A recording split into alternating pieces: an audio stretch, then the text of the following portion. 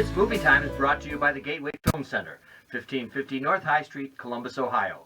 Further details and showtimes online at gatewayfilmcenter.org.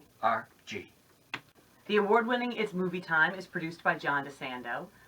Listen to shows and read reviews online at WCBE.org. I'm John DeSando. I'm Hope Madden. This is It's Movie Time. Trumbo is on our mind. It is. All right, including the new bathrooms at the Drexel. And that's where I saw Trumbo. So a little bit about it. So Dalton Trumbo, actually, one of I think the genius things about this film is that it's almost able to encapsulate an entire era by following one man's path through that era. Dalton Trumbo was a writer in Hollywood, one of the top paid, perhaps the top paid writer in Hollywood, and was blacklisted for supporting the labor against Hollywood producers, and chose jail time over legitimately participating in what he felt was just a farce, and was one of the Hollywood 10. 10 writers went to prison, contempt of Congress charge, and then once they were out, were blacklisted and couldn't work. And it just follows sort of his rather ingenious way of continuing to do what he did, and then he went on to win a couple of Oscars under different names. Yeah. He wrote Roman Holiday. Roman Holiday was the first one that he won the Oscar for, but somebody else's name. Under somebody else's name. Right. And then he wrote The Brave One under just a made-up name. There was nobody who could accept the award because that person didn't exist. And then I just, our show doesn't really elaborate on plot, but since this is history, one of the most interesting things to me is that the two big heroes of the film, Kirk Douglas and Otto Preminger. Oh, yeah. I mean, Douglas put his name on Spartacus, and Preminger put his name on Exodus. And the performances are great. Otto Preminger, Christian Berkel's his name, steals every scene. Steals every scene. Gosh, he's so good. He's so funny. He's so funny. And I think, let me see if I can get his name on here for,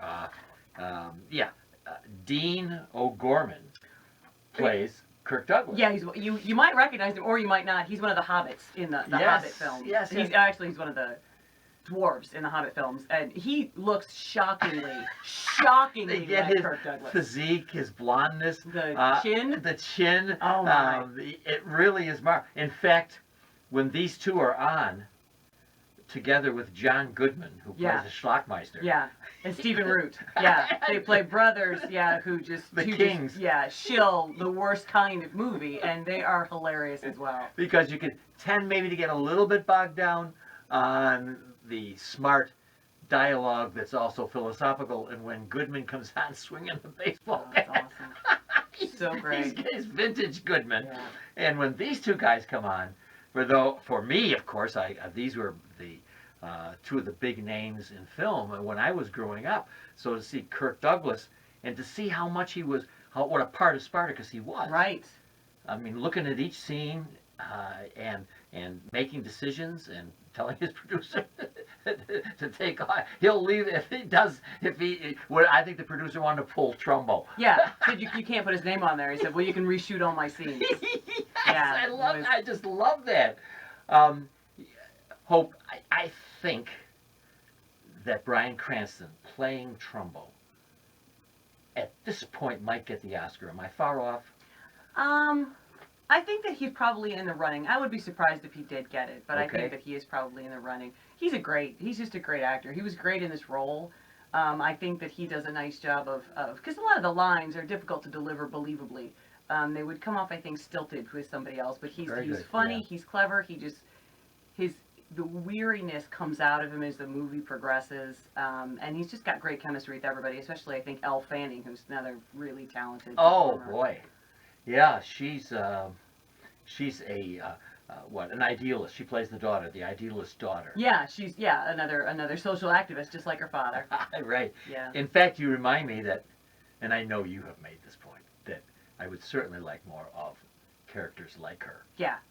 Well, Elle Fanning. I just think is wonderful and everything. I felt I was sad. Diane Lane I thought was really woefully Why? underused. Yeah. Just another supportive, conflicted wife. Is that you maybe know? the way it was? I gotta think she had some personality. I don't know. But you know, it's funny. I really enjoyed this film. I really enjoyed watching it and learned a lot and was, I was fascinated by it. But I felt like there was just too much competing for my attention. I felt a lot of times, like the John Goodman character. Some of the characters, the supporting characters, they didn't actually, to me, serve a purpose. Like they weren't subservient to the film. They were attention seeking. And I also felt that way about sort of the tone of the film. A lot of parts were very funny. A lot of parts were very moving. I didn't think it gelled though. Usually I would say that in a positive way. Like there's a very moving part after he's first arrested, when he's first taken to prison. It's very sort of a gut punch. But then so much of it, so the rest of it, there's a lot of levity. I mean, I just feel like director Jay Roach, who's only done comedies before, Austin Powers movies, Meet the Fockers. Yes, yes. I just don't feel like he could find a tone. Everything to me seems to be competing for my attention.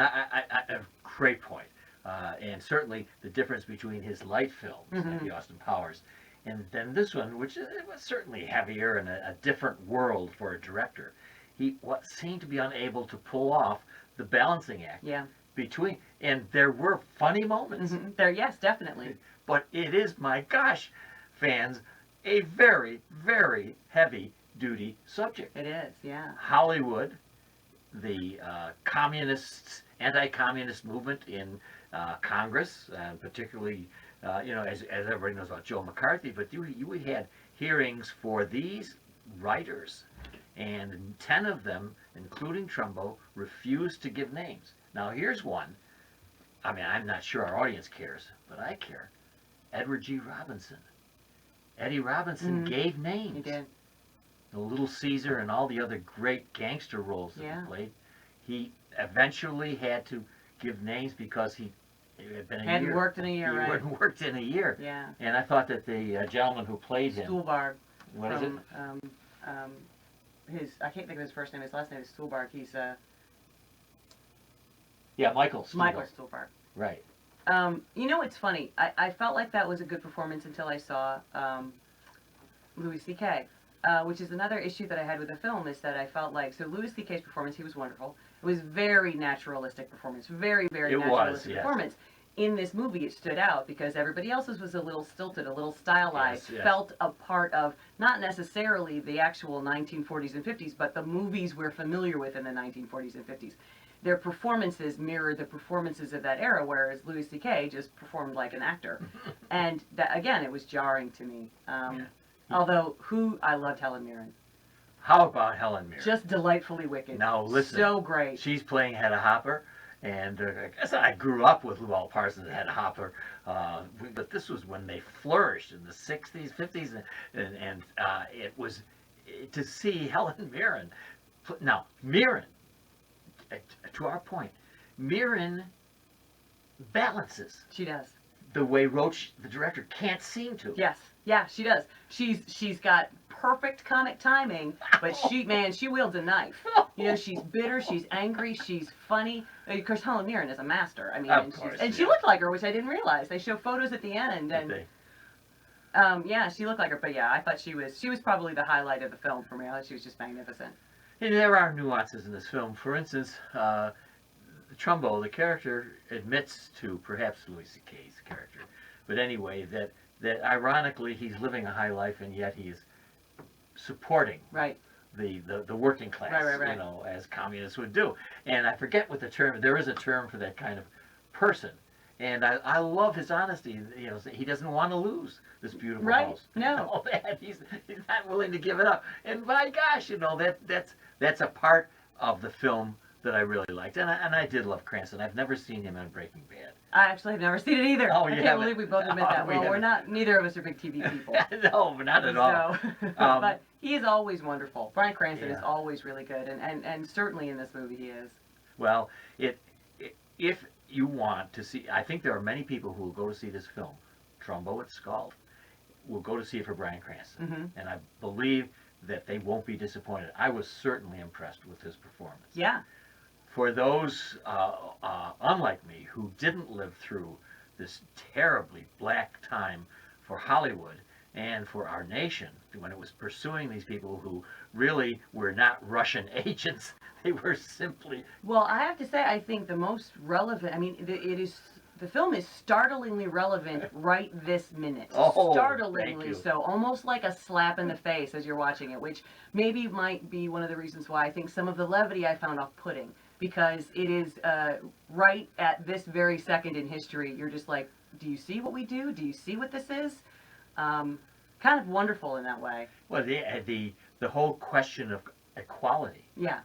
Uh, Witch hunting. yeah, Assuming everybody who's a part of one thing is necessarily right. against the nation. Syrian yeah. immigrants, for instance, Yeah. or even in Hollywood itself, for women, for gays, for transgenders. While the films are now coming out on the subject, I suspect there's still a lot of discrimination within Hollywood for that reason. Yeah, there's a great scene. Hedda Hopper feels like she's not getting the support she needs from a couple of the studio heads, and so she points out that in her next column, maybe she's going to name their names because none of them really have the names they use. They all have very Jewish-sounding names. And it's just evil. The little speech she gives is just evil. And you realize, yeah, it's just layers and layers and layers of it out there. And as always, Hollywood loves itself as a topic. Yeah, it does. And I have to admit this, I have kids out in the West Coast, and you have a child in the West That's Coast. right. That we're kind of familiar with this dance that goes on all the time, and it is endlessly fascinating. But Hope, let's get serious. Mm-hmm. What grade would you award Trumbo? I'm going to give it a B-. Okay, and I am going to give it an A-. And I don't know if that's because of the Drexel bathrooms or not.